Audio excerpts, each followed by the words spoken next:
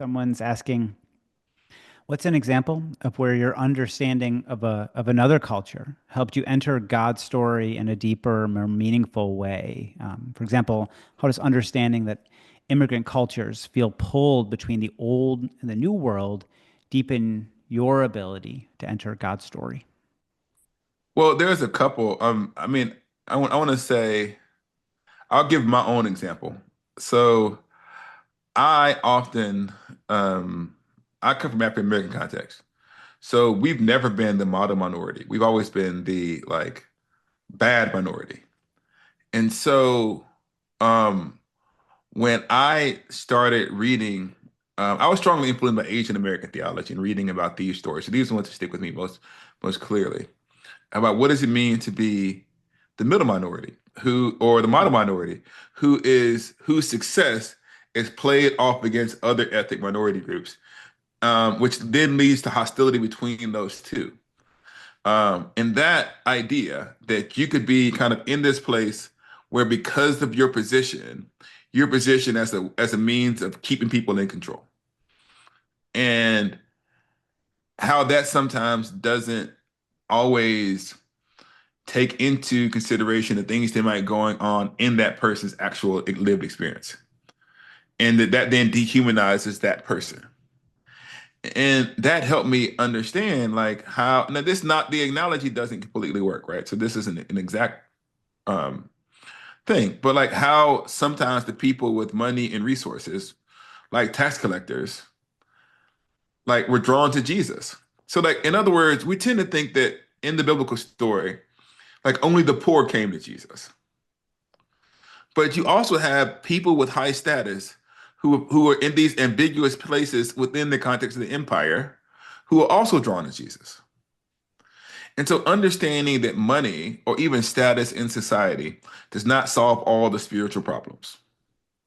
And that sometimes people in power can use even minorities to then like oppressed and putting them in this situation give me much more empathy because I will give you maybe I'll say I'll give you this context, right? So if you don't understand, you're not from Alabama or from the South, this might not make any sense to you.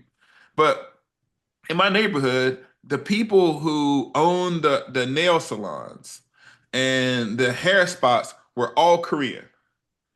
And so the socially conscious black people in my neighborhood was like, the Koreans are taking all of our money. That's what we were told. But I didn't understand what does it actually mean to be an immigrant?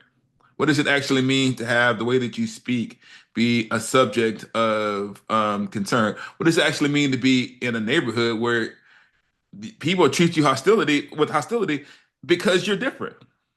And what kinds of immigrant experiences and discrimination are they experiencing? There's this scene, sorry, there's this one of my favorite movies. Forgive me, this is not a culture thing for y'all, but I used to say the movie Do the Right Thing. In the movie Do the Right Thing, there's this scene towards the end. Forget the whole context. There's a riot that breaks out, and they're burning down all of the different businesses in the neighborhood. And they come to a shop that's owned by an Asian American person. I can't remember what their ethnicity was. And they're getting ready to burn down the house, and the Asian American comes out and goes, "You, me, the same." And the black guy yells back at him, "We're not the same." And actually, Spike Lee doesn't resolve the tension. But in the moment, you saw that both the person who was upset about the injustice that led to the riot and the Asian businessman, were in different ways trapped in this system. Hmm. And so reading about these stories helped me understand that sometimes the people who I perceive as my enemies are trapped in the same kinds of broken systems that I myself a part of. And that freedom for me isn't victory over all of my fellow distressed people, but finding a way for all God's children to flourish. And so, just one of the things that may seem overly simplistic, that's a long way of answering it. One of the things that I just learned is empathy. And what I learned is I don't have to get into um, ranked suffering, but that I can recognize that everybody, even people with resources, are people who are in need of God's care and compassion.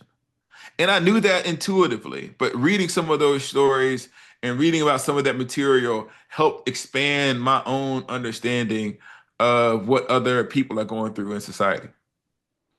Hey, it's Scott here. Thanks for watching this Theology Lab video. If you're enjoying it, you can subscribe to the channel below and you'll get more Theology Lab videos as soon as they're released.